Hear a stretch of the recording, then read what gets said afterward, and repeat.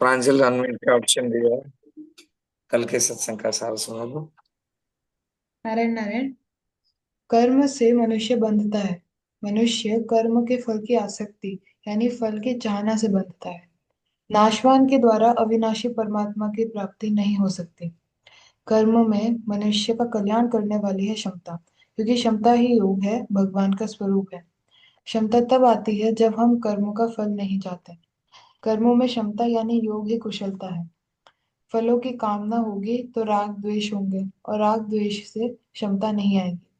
क्षमता से युक्त मनुष्य पाप और पुण्य दोनों से रहित हो जाता है। हम कोई कर्म किसी कामना से करेंगे तो सही कर्म करने पर पुण्य मिलेगा, गलत कर्म करने पर पाप मिलेगा। तो पाप और पुण्य ना लगे, इसलिए हमें केवल दूसरों के लिए कर्म करना है कि इसके द्वारा शरीर, संसार, समाज का हित हो। पुण्य पाप से रहित होने का अर्थ है पुण्य पाप से रहित होने का अर्थ ये नहीं कि कर्म नहीं करना। ऐसा नहीं है। इसका मतलब है कर्म करने पर उसके फल में हमारी रुचि ना हो। हम सबके हित की दृष्टि से कार्य करेंगे, तभी ये ही यज्ञ है। नारायण नारायण नारायण नारायण। राम राम जी सा। श्लोक राम राम। आज चौथे अध्याय का 25वां श्लोक। 30वां श्लोक है, ठीक। चौथे अध्याय का 25वां श्लोक।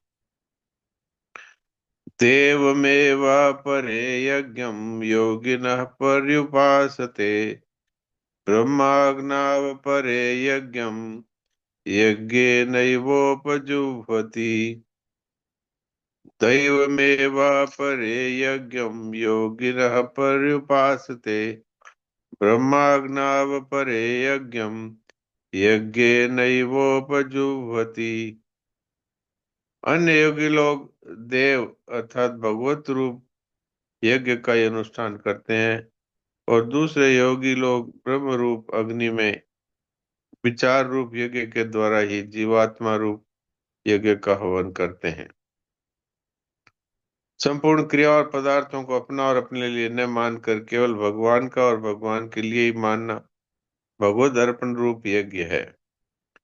परमात्मा की सत्ता में अपनी सत्ता मिला देना अर्थात मैंपन को मिटा देना अभिन्नता रूप यज्ञ है। अब जो पाठ करना चाहे वो हैंड रेज कर दे।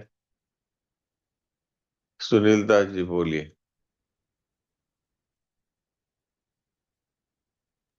हाँ महाराज जी, राम राम। राम राम। दैवमेवापरे यज्ञं योगिनः पर्युपासते ब्रह्माग्नवापरे यज्ञं यज्ञेनैवापोजुह्वति। ये आपके यज्ञ नैवोपजुह्वति नहीं होता, जुह्वति। जुह्वति ऐसे बोलना है, यज्ञ नैवोपजुह्वति। और यज्ञ ब्रह्माग्ना पर यज्ञ नैवोपजुह्वति। ब्रह्माग्नवपरे यज्ञं यज्ञेनैवोपजुह्वति। हाँ अब ठीक। प्रणाम अब महाराज। ठीक है। प्रणाम काना। राम राम। राम राम। देवमेवापुरे यज्ञं योगिनः पर्युपासते ब्रह्माज्ञावपरे यज्ञं यज्ञनेवोपवज्रवति। यज्ञ नैवोपजुह्वति। यज्ञनेवो वज्रवति। हाँ यज्ञ नैवोपजुह्वति, ठीक। प्रांजल। देवमेवापरे यज्ञं योगिनः पर्युपासते ब्रह्माज्ञावपरे यज्ञं यज्ञेनैव पजुह्वति। हाँ बिल्कुल अच्छा है। तो अब जयेश भाई, आप क्या सुनाएंगे आज भक्त चरित्र में? जिसा भक्तमाल तो मिल नहीं पाई, पर आपने जो गीता सेवा आपका बोला वो खोल के रखा है। अब इसमें काफी सारी आगे पुष्ट है, जहाँ पे दूसरी बातें अभी मंगलाचरण खोल के रखा, आप कहे वहां से शुरू कर सकता हूँ। नहीं, मैं ये पूछता हूँ कि इसमें जो अपना गीता सेवा ऐप है उसमें तो भक्तमाल है। है। हाँ। हाँ, वही शुरू किया है। उसमें मैंने अभी मंगलाचरण खोल के रखा है। नहीं, भक्तमाल की बात हो रही है। हाँ, भक्तमाल।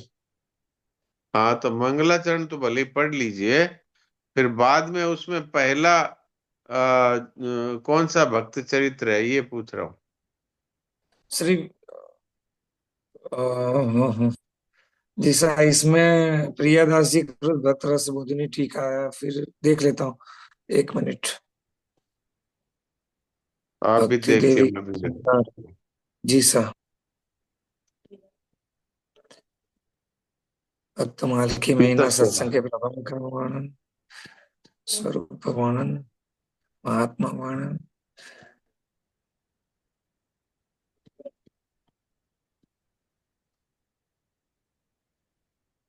श्री नाभा जी का चरित्र वर्णन आता है जी सा पहले।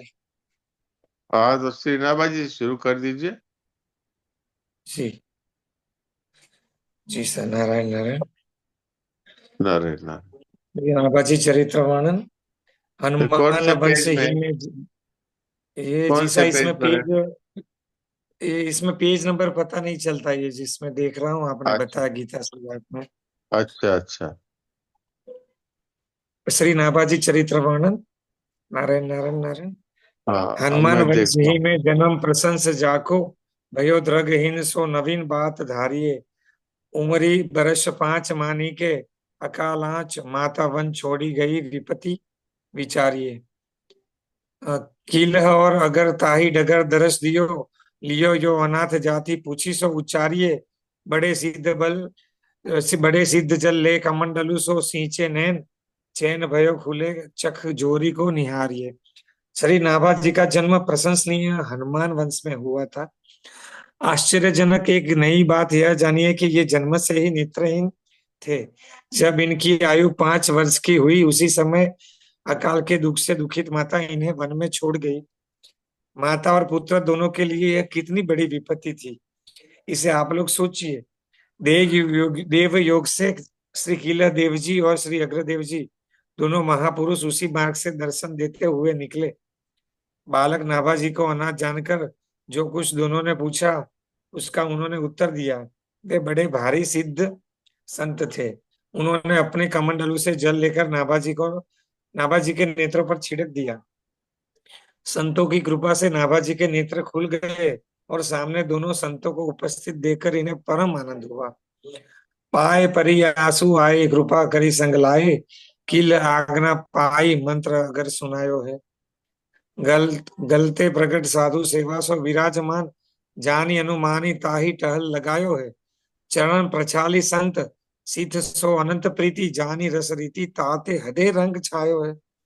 भई बटवारी ताको पावे कौन पारावार, जैसो भक्ति रूप सो अनुप गिरा गायो है।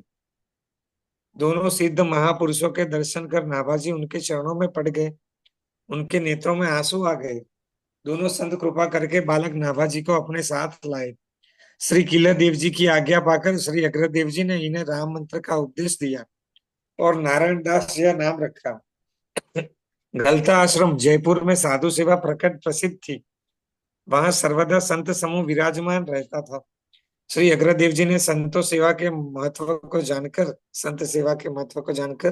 और संत सेवा से ही यह समर्थ होकर जीवों का कल्याण करने वाला बनेगा, यह अनुमान कर नाभाजी को संतों की सेवा में लगा दिया। संतों के चरणों तथा उनके शीत प्रसाद का सेवन करने से श्री नाभाजी का संतों में अपार प्रेम हो गया। इन्होंने भक्ति रस की रीतियां जान ली। इससे इनके हृदय में अद्भुत प्रेमानंद छा गया। हृदय में भक्त भगवान के प्रेम की ऐसी अभिवृद्धि हुई कि जिसका और छोर भला कौन पा सकता है।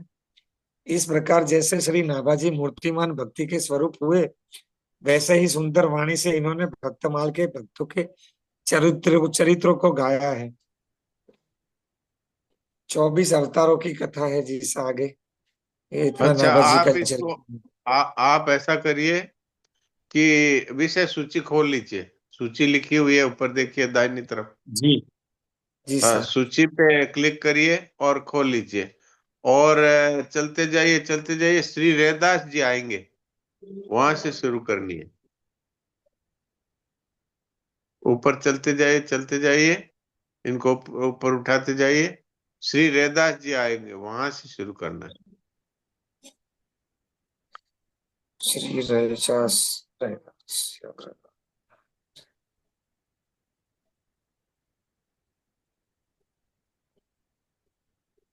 चलते जाइए, श्री काफी रैदास, दूर जाने।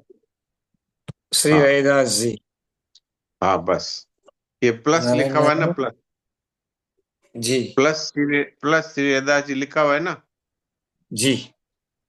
हाँ, बस इसको खोल लीजिए और यहाँ से शुरू कर दीजिए। श्री रैदास जी का चरित्र। हाँ, सदाचार श्रुति शास्त्र वचन अविरुद्ध उच्चारयो नीरखीर बिबरन परम हंसनि दूर धार्यो भगवत कृपा प्रसाद परम गति यही तन पाई राज सिंहासन बैठी गियाति परतिथि दिखाई वर्णाश्रम अभिमान तजी पद रज बंद ही जासुकी संदेह ग्रंथि खंडन निपुण बानी विमल रैदास की। संत शिरोमणि श्री रैदास जी की निर्मल वाणी संदेह की ग्रंथियों को खोलने में पूर्ण समर्थ है। श्री रैदास जी ने जो भी कहा है वह सदाचार स्मृति मतलब वेद शास्त्रों के अनुकूल ही है। उन्होंने नीरशीर अर्थात सत्य और असत का विवरण करने वाला परम हंसों का भाव अपने हृदय में धारण किया तथा सार असार का निर्णय करने वाली उनकी वाणी को परम हंसों ने अपने हृदय में धारण किया। आपने अपने इस मर्त्य शरीर से भगवान की कृपा और परम श्रेष्ठ गति प्राप्त की। राज सिंहासन पर बैठकर अपने शरीर में सोने का यज्ञोपवीत दिखाकर अपने पूर्व जन्म की ब्राह्मण जाति का विश्वास लोगों को दिलाया।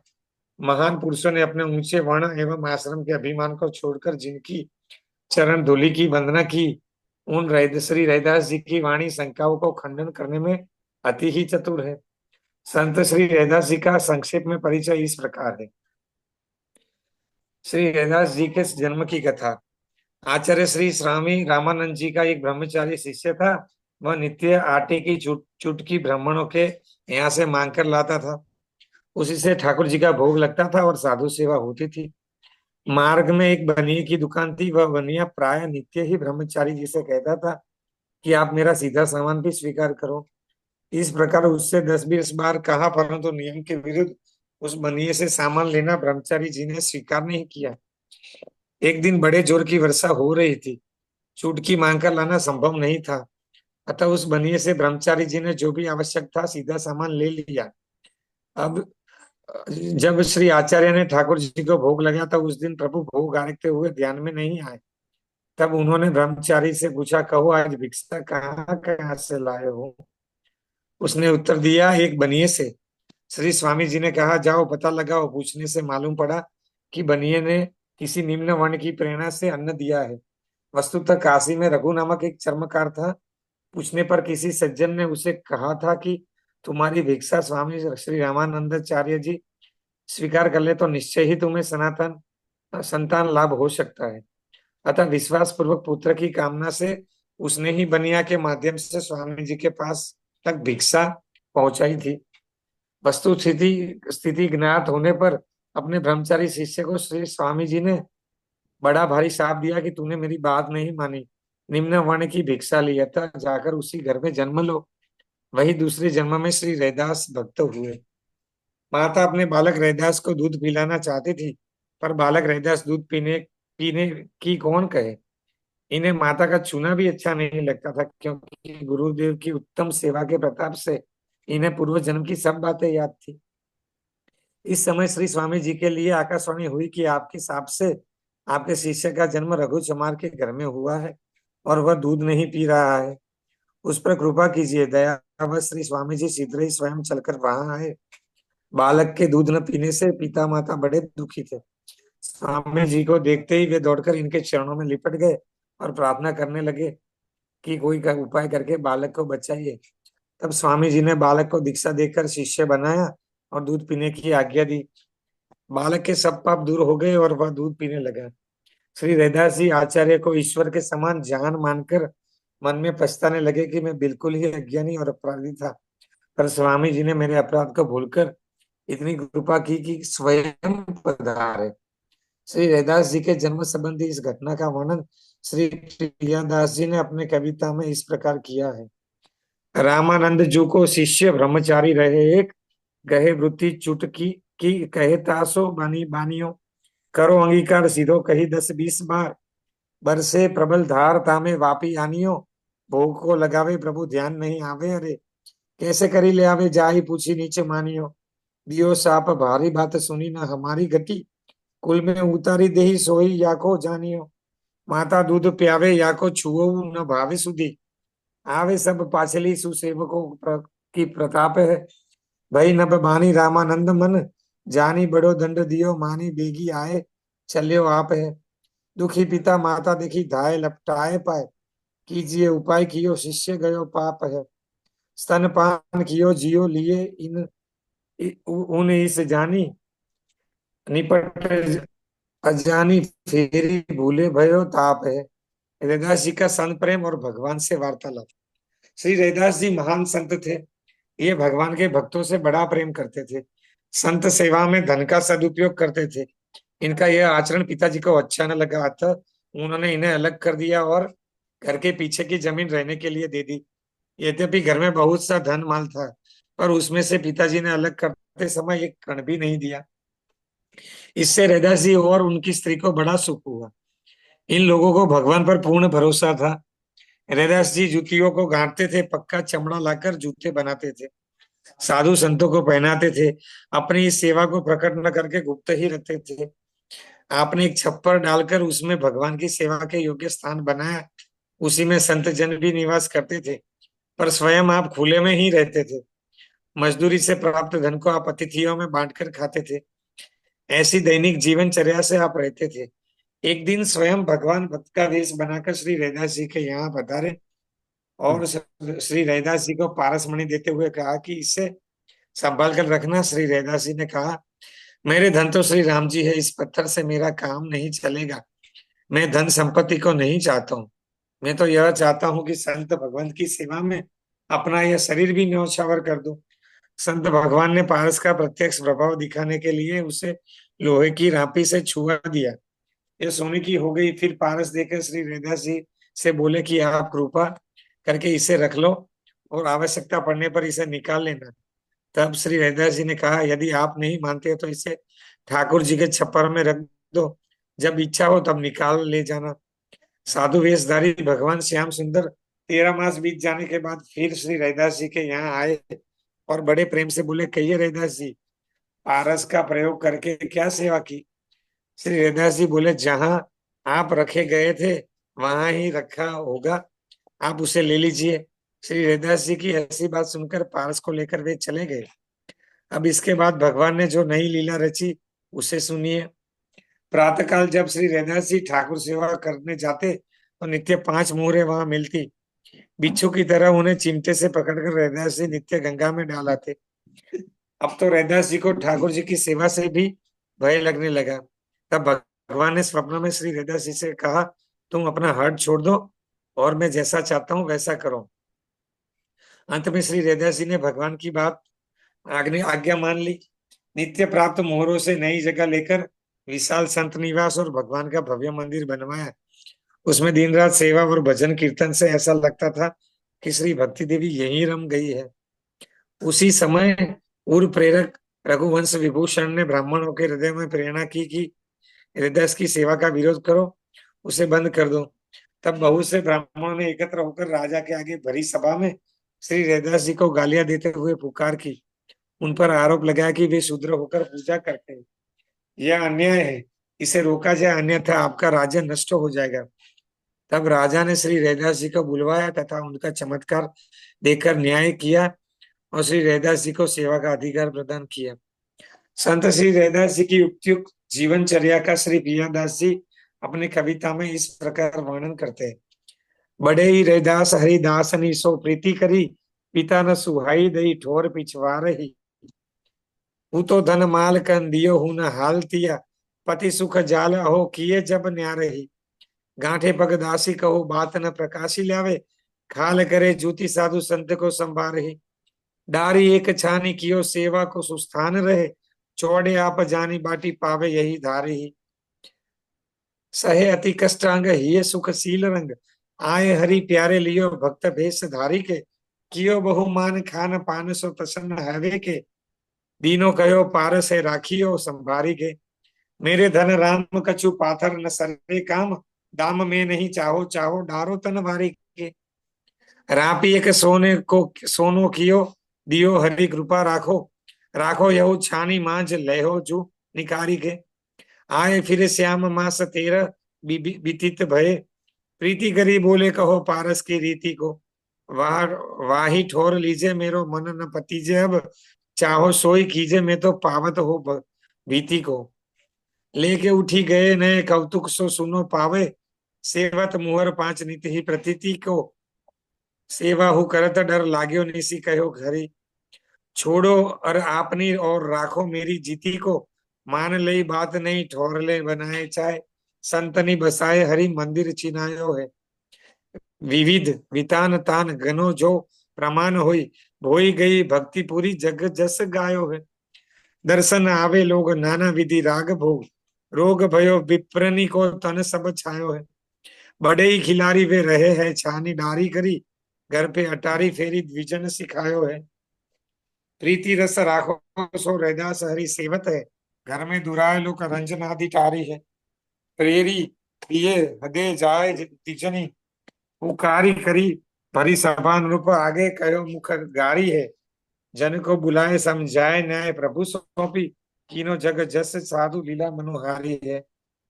जीते प्रतिकूल में तो माने अनुकूल याते, संतनी प्रभाव मनी कोठरी की तारी है।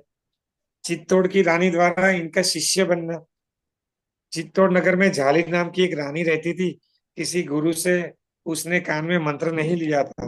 वह काशी आई और श्री रैदास जी के सुयश को सुन के एवं दर्शन मात्र से सदगुरु बुद्धि आने पर उनकी शिष्या हो गई। उनके साथ बहुत से ब्राह्मण थे। यह समाचार सुनते ही द्वेषवश उनके शरीर में आग सी लग गई। वे सब लोगों की भीड़ को लेकर राजा के पास गए और कहा, रैदास को दीक्षा देने का अधिकार नहीं है, उन्होंने अनधिकार चेष्टा की है, आप न्याय करें। तब राजा ने रैदास जी को बुलवाया और भगवान की मूर्ति को सिंहासन पर विराजमान कराकर कहा, बुलाने से भगवान जिसके पास चले जाएंगे वही उनकी सेवा का तथा उनके मंत्र को देने का अधिकारी समझा जाएगा। ब्राह्मण ने स्वस्वर वेद पाठ करके भगवान का आवाहन किया, किंतु भगवान उनके पास नहीं गए। पश्चात श्री रैदास जी ने पतित पावन नाम आज प्रकट कीजिए यह पद गाया।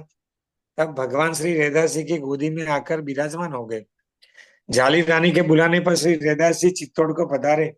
रानी ने बड़ा भारी स्वागत किया और बहुत सा धन तथा वस्त्र न्यौछावर किए। साधुओं के विशाल भंडारे हुए। यह सुनकर बहुत से ब्राह्मण भी पधारे। उन्होंने भंडारे में भोजन करना स्वीकार नहीं किया, इसलिए इन्हें सीधा सामान दिया गया। ब्राह्मणों ने रसोई की और अब भोजन करने के लिए बैठे तो उन्हें पंक्ति में दो दो ब्राह्मणों के बीच में एक रैदास बैठे दिखाई पड़े। यह चमत्कार देखकर उनकी आंखें खुल गई। तब वे दीनवाणी से अपराध क्षमा करने की प्रार्थना करने लगे।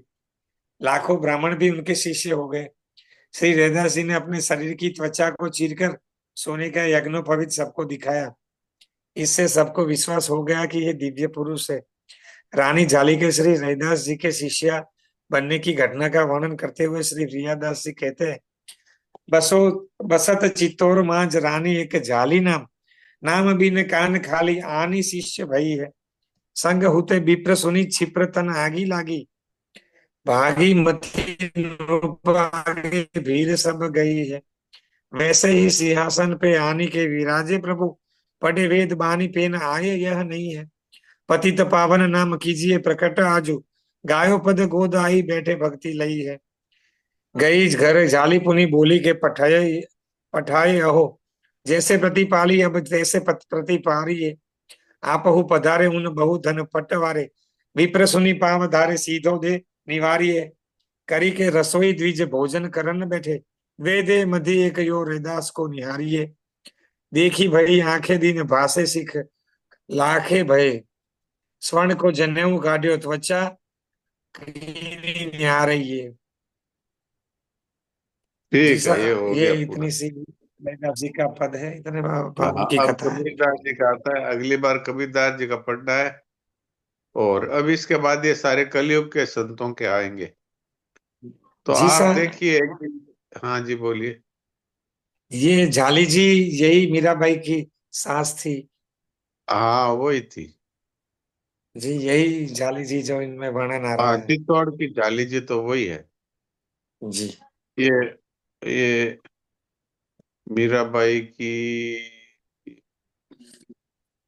पीहर की कोई रानी थी या ससुराल की, अभी पूरा याद नहीं आ रहा है। इसे ससुराल की है ये झाली जी। अच्छा, झाली जी वहां के। ठीक है। तो अभी जो हमने पढ़ा रेदास जी का चरित्र, ये बड़ा विचित्र चरित्र है। अब रेदास जी के आप देखिए कि दीनता कितनी थी कि आप खुद तो बाहर रहते थे और जो झोंपड़ी थी उसमें संतों को सुलाते थे और उनको भोजन कराते थे। और जब भगवान ने ये देखा कि अब भाई इनका काम कैसे चले, तो इनको पारस दे के गए। तो पारस को इन्होंने छुआ भी नहीं, ये कह दिया कि इसको वहां झोंपड़ी में ऊपर घास में खोस दीजिए। तो भगवान बोले भाई जब जरूरत हो तब इसको काम में ले लेना। और भगवान ने उनको विश्वास दिलाने के लिए जो जिस औजार से वो जूते गांठते थे उसको रामपी कहते हैं, रामपी। तो रामपी लोहे की होती है, उसको छुआ के बता दिया कि देखो इसको छुआओगे तो लोहा सोना बन जाएगा, तो उससे आप संत सेवा कर लेना और घर का भी निर्वाह हो जाएगा। पर जो भगवान के भक्त होते हैं उनको धन की लालसा कहाँ होगी, तो उन्होंने उसको छुआ तक नहीं। तो भगवान वापस आके पूछते हैं कि आपने उसको पारस को काम में लिया? बोले आपने जहां रखा था वहीं पड़ा है। तो भगवान ले गए वापस। तो फिर उन्होंने भगवान ने लीला ये करी कि सुबह पाठ पूजा करके जब रेदास जी उठते थे तो जहाँ पाठ पूजा करते थे वहां 5 सोने की मोहरें रहती थी। तो अब रेदास जी तो इतने निष्प्रिय थे कि उनको चिमटे से उठा करके और गंगा जी में डाल देते थे हाथ में छूते भी नहीं थे। तो आखिर भगवान ने फिर आके समझाया कि भाई मेरे कहने से तुम यहाँ पर मंदिर बनवाओ, साधु संतों की सेवा करो, ये मोहरे हैं इनको काम में लो। तब फिर उन्होंने एक मंदिर बनवाया और फिर साधु संतों के रहने की व्यवस्था करी और उनके भोजन का प्रबंध वगैरह किया। तो ऐसे निष्प्रिय संत हैं, भगवान उन्हीं के तो चारों तरफ उन्हीं के लिए घूमते हैं भगवान। भगवान ने तो गीता जी में साफ कहा है, अनन्या चिंतयन्तो माम ये जनाः पर्युपासते तेषाम नित्याभियुक्तानां योगक्षेमं वहाम्यहम्। जो अनन्य चित्त से मेरी भक्ति करते हैं उनके पास जो कुछ नहीं होता वो मैं ला के देता हूँ और जो है उनकी रक्षा करता हूँ। तो योगक्षेम दोनों वहन करते हैं भगवान। तो हम लोगों के मन में ये भक्तों के चरित्र सुन करके और पढ़ करके और इस तरह की बात आनी चाहिए कि ऐसे प्यारे भगवान हैं जिनको छोड़ करके हम संसार के भोग पदार्थों में लगे हुए हैं, तो हमारी क्या दशा होगी। और ऐसे संतों की वाणी सुन करके भी हमारे मन में और भगवान के प्रति यदि प्रेम ना जगे तो भगवान से प्रार्थना करनी चाहिए कि महाराज मेरा कैसे सुधार होगा। तो भगवान की कृपा से हम लोगों का जीवन शुद्ध हो सकता है। तो ये संतों की जो वाणी है, संतों के जो चरित्र है, इनको सुनकर के मनुष्य का अंतःकरण पवित्र हो जाता है और भगवान की तरफ रुचि बढ़ती है। भगवान के भक्तों का चरित्र है वो भगवान स्वयं भी सुनते हैं। भगवान स्वयं कहते हैं कि मैं भक्तों के पीछे पीछे चलता हूँ। तो महाराज क्यों चलते हैं पीछे पीछे? कि वही उनके चरणों की रज पड़ जाएगी मेरे ऊपर तो मैं पवित्र हो जाऊंगा। अब आप सोचिए कि भगवान की विचित्र वाणी है और विचित्र ही भगवान के भाव हैं। तो हम लोगों को ऐसा मौका मिल गया कि ऐसे संतों की वाणी हमें सुनने को मिल रही है, ऐसे संतों के चरित्र हमको सुनने को मिल रहे हैं। भगवान की कितनी विशेष कृपा है। और अब समय थोड़ा ही बचा है, इसलिए थोड़ी देर के लिए हम और शांत हो जाएं और कुछ भी चिंतन ना करें तो स्वतः ही हमारी स्थिति भगवान के निराकार स्वरूप में हो जाती है। और कोई भक्ति की दृष्टि से भी चुप साधन करना चाहे तो उसका तरीका ये है कि एक निश्चय करें कि एक भगवान ही सब कुछ बन गए हैं। भगवान सब कुछ बन गए अर्थात वासुदेव सर्वम। तो अब उनके सिवाय कुछ है ही नहीं, इस तरह चुप हो जाए बस। अब कोई विचार आए तो वो भी वासुदेव है।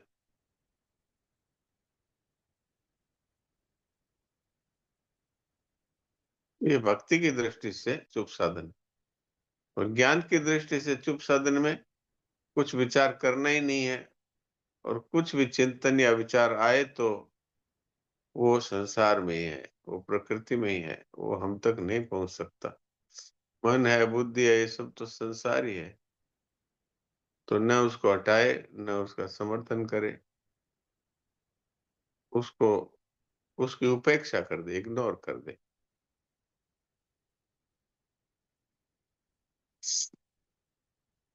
तो अपनी स्थिति स्वतः ही सच्चिदानंद घन ब्रह्म में ही होती है।